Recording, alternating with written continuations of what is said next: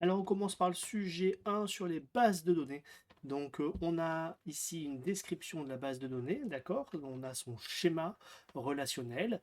Donc on voit qu'il y a la relation propriétaire et la relation véhicule. Donc je vais juste dessiner cette relation propriétaire. Donc propriétaire, c'est une relation avec ici un ID propriétaire, avec un nom, avec un prénom, avec une adresse et avec un numéro de téléphone. Donc, hop, voilà, ici. OK. Donc, cette relation ici, elle s'appelle propriétaire. Hop. Et on voit qu'il y a ici hashtag est souligné, donc je l'ai souligné ici. Et on regarde la relation véhicule. Donc, véhicule. Donc, il y a IMAT qui est souligné. Marque, modèle, année et IDP. Année et IDP. Ok, donc là, on a la relation sur le véhicule. Alors, on peut en discuter un petit peu. Regardez, IDP, ici, c'est souligné, c'est sûrement une clé primaire. Ici, on voit que IDP est là, donc il est fort probable que ce IDP qui est ici fasse référence à ce IDP qui est là. D'accord? IMAT est souligné, il n'y a pas de référence à IMAT, marque, modèle et tout ça. Ok, donc on est sur ça, on voit qu'il y a donc des propriétaires, il y a des véhicules, immatriculation, marque, modèle, année, et ça c'est l'identifiant du propriétaire. Et ici on a le propriétaire, son identifiant, son nom, son prénom, son adresse et son numéro de téléphone. Ok. Alors, on va regarder maintenant les questions. Alors, question, expliquer ce qu'est une clé primaire, justifier l'utilisation du numéro d'immatriculation du véhicule comme clé primaire. Alors, qu'est-ce que c'est une clé primaire? Alors, il faut savoir que dans une relation comme propriétaire ou véhicule, il y a plusieurs enregistrements. En vrai, c'est comme un tableur, d'accord? Il y a une feuille de calcul qui s'appelle propriétaire et il y a plusieurs lignes. Chaque ligne correspond à un enregistrement de ma relation propriétaire. Chaque ligne, c'est donc un propriétaire avec un identifiant, un nom, un prénom. Il faut absolument que chaque ligne on puisse différencier chaque ligne les unes des autres. Donc en fait, il faut un attribut qui rende chaque ligne unique. L'attribut ou le couple d'attributs ou le triplet d'attributs qui rend chaque ligne unique, c'est ce qu'on appelle la clé primaire. Donc ici, IDP, c'est souligné. Et donc, c'est ce qui va rendre chaque ligne unique. Ça veut dire qu'en fait, sur chaque ligne, il faut absolument qu'il y ait un identifiant différent. Il ne peut pas y avoir l'identifiant 42 ici et un peu plus loin, l'identifiant 42. Pas possible. Il n'y a pas Madame Paul 42, Monsieur Padilla 42, c'est pas possible. Donc, c'est pas possible. Donc, c'est ce qui rend les enregistrements uniques. Si on va sur le véhicule, qu'est-ce qui rend le véhicule unique ici, d'après le modèle relationnel, c'est l'immatriculation. Donc, pareil, hein, on imagine qu'il y a plein de véhicules, des centaines, des milliers, mais chaque ligne est différente les unes des autres grâce à l'attribut immatriculation. Donc, une voiture qui a la plaque qu'à l'immatriculation 42 ne peut être qu'à un seul endroit. C'est pas possible qu'il y ait une immatriculation en double. En revanche, il peut y avoir des marques en double, Renault, Renault, Renault, des modèles, Clio, Clio, Clio, Clio, il n'y a pas de problème, il n'y a pas de problème, d'accord? Ici, pourquoi il y a un hashtag? Eh bien en fait, parce que cette clé primaire, on y fait référence ici. C'est-à-dire que là, IDP ici, c'est une clé étrangère. D'accord? C'est une clé étrangère. Cette clé étrangère fait référence à la clé primaire d'une autre relation. Donc moi, ce qu'on a vu en cours, c'est que le hashtag, c'est plutôt ici qu'on le met en fait. D'accord? C'est ici qu'on met le hashtag pour dire que c'est une clé étrangère. Là, il y a les deux, quoi. Il y a le hashtag qui est ici et souligné. Bon, ok, passons. D'après le modèle, question, expliquer ce qu'est une clé. Hein, ok, c'est fait. Justifier l'utilisation du numéro d'immatriculation comme clé primaire.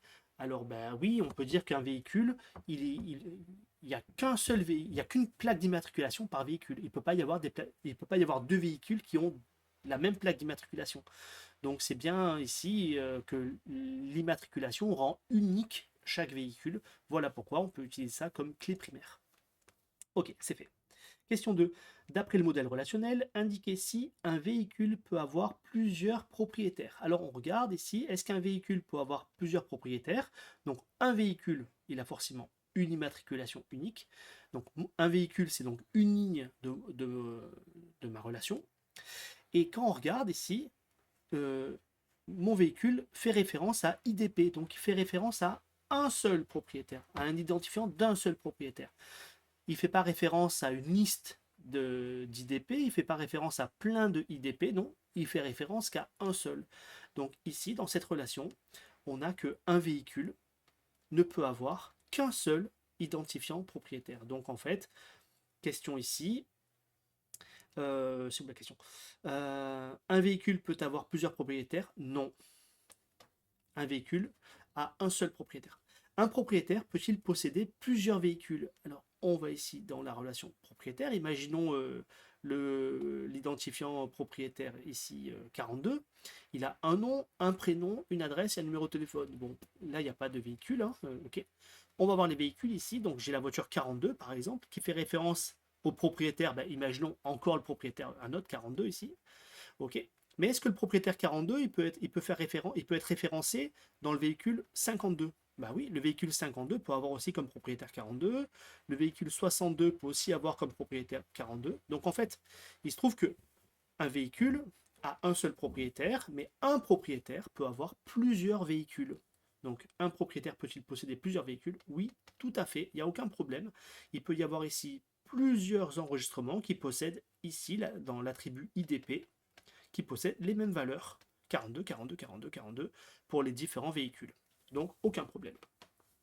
Expliquez ce que renvoie la requête select étoile from propriétaire where nom égale Martin. Donc on s'intéresse à la relation propriétaire qui est ici, donc ça va m'afficher des éléments de cette table. Donc ça va m'afficher tous les enregistrements. Alors, est-ce qu'il y a une sélection sur certains enregistrements? Non, select étoile, ça va donc afficher IDP, nom, prénom, adresse et numtel. Donc, ça va m'afficher une liste de propriétaires avec IDP, nom, prénom, adresse, numéro. Donc, on aura autant de lignes que de propriétaires. Where, nom égale Martin. Alors, on filtre. Ici, on aura seulement les lignes où le nom de famille, donc ID, non, ici.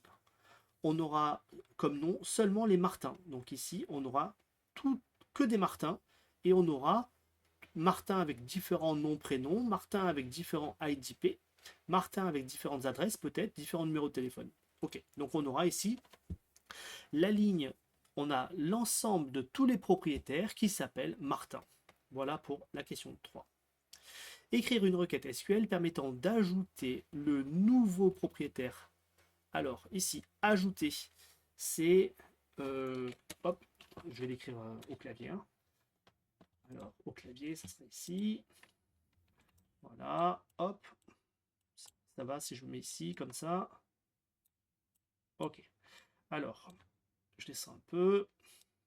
Ok. Alors, écrire une requête SQL permettant d'ajouter... Alors, c'est insert into. Insert into, comment s'appelle la relation? Ici, on ajoute un propriétaire, c'est ça? Donc, insert into propriétaire, sans accent. Insert into propriétaire, values. Et là, on met les valeurs, alors dans l'ordre où ça a été saisi comme ça. Donc, d'abord, l'identifiant, c'est 635. Virgule. Ensuite, on doit mettre le nom puis le prénom. Le nom, c'est Roger Dupont. Donc je pense que le nom, ça va être Dupont. Alors attention, c'est une chaîne de caractères, donc on va le mettre entre guillemets. Le prénom, Roger. Ok. Ensuite, si on respecte l'ordre, nom, prénom, l'adresse et le numéro de téléphone. Alors l'adresse, habitant 12 rue des Champs. Donc entre guillemets, 12 rue des Champs, blablabla, voilà, 65 635, 65 035, on ferme les guillemets, voilà pour l'adresse. Et le numéro de téléphone, alors si on met une chaîne de caractères, si on met des nombres 06, 26, 42, 54, 12, ça sera un nombre qui commence par 0, donc on n'aurait que ça. Donc je vous rappelle que souvent, le numéro de téléphone, c'est une chaîne de caractères. Voilà, on va être sur quelque chose comme ça. Insert into, propriétaire, values. Voilà pour insérer la valeur. Ce qu'on avait vu aussi, c'est que après values, on peut mettre le nom des attributs. Si on devait les mettre dans un ordre différent, par exemple le prénom, le nom. Donc ici, on peut indiquer hashtag IDP, le nom, le prénom, l'adresse et numtem. Voilà. Ok, donc les deux sont valables.